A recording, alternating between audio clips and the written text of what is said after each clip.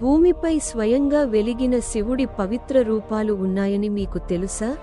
భారతదేశంలో ఉన్న ఈ 12 జ్యోతిర్లింగాలు కేవలం ఆలయాలు కాదు, శివుడి దివ్యశక్తికి ప్రత్యక్ష నిదర్శనం. 1. సోమ్నాథ్ టెంపుల్. ఇది మొదటి జ్యోతిర్లింగంగా భావిస్తారు. చంద్రుడు శాప విముక్తి కోసం ఇక్కడ శివుడిని ప్రార్థించాడని చెబుతారు. ఎన్నిసార్లు ధ్వంసమైనా మళ్లీ మళ్లీ నిర్మించబడిన ఆలయం ఇది. 2. మల్లికార్జున్ జ్యోతిర్లింగ. ఆంధ్రప్రదేశ్లోని శ్రీశైలంలో ఉన్న ఈ జ్యోతిర్లింగం శివపార్వతుల ప్రేమకు చిహ్నంగా భావిస్తారు. ఇది శక్తిపీఠం కూడా కావడం ప్రత్యేకత. 3. మహాకాళేశ్వర్ జ్యోతిర్లింగ. కాలాన్ని కూడా నియంత్రించే మహాకాళేశ్వరుడు ఇక్కడ కొలువై ఉన్నాడని భక్తులు నమ్ముతారు. ప్రసిద్ధ భస్మారతి ప్రపంచవ్యాప్తంగా ప్రసిద్ధి చెందింది. 4.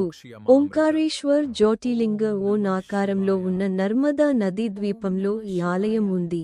అందుకే దీనికి ఓంకారేశ్వర్ అనే పేరు వచ్చింది. 5. కేదార్నాథ్ టెంపుల్. హిమాలయాల మధ్య ఉన్న ఈ పవిత్ర క్షేత్రం ప్రకృతి విపత్తుల మధ్య కూడా అద్భుతంగా నిలిచింది. పాండవులు ఇక్కడ శివుడిని దర్శించుకున్నారని పురాణాలు చెబుతాయి. 6. భీమాశంకర్ టెంపుల్. త్రిపురాసురుడిని సంహరించిన తరువాత శివుడు ఇక్కడ ప్రత్యక్షమయ్యాడని చెబుతారు. 7. కాశీ విశ్వనాథ్ టెంపుల్. కాశీలో మరణిస్తే మోక్షం లభిస్తుందని నమ్మకం. అందుకే ఈ క్షేత్రం అత్యంత పవిత్రమైనదిగా భావిస్తారు. 8. ట్రంబకేశ్వర్ శివ టెంపుల్. గోదావరి నది ఉద్భవించిన పవిత్ర ప్రాంతంలో ఈ జ్యోతిర్లింగం ఉంది. 9. వైద్యనాథ్ జ్యోతిర్లింగ. రావణుడు శివుడిని లంకకు తీసుకెళ్లాలని ప్రయత్నించినప్పుడు ఈ లింగం ఇక్కడ స్థిరపడిందని కథ. 10.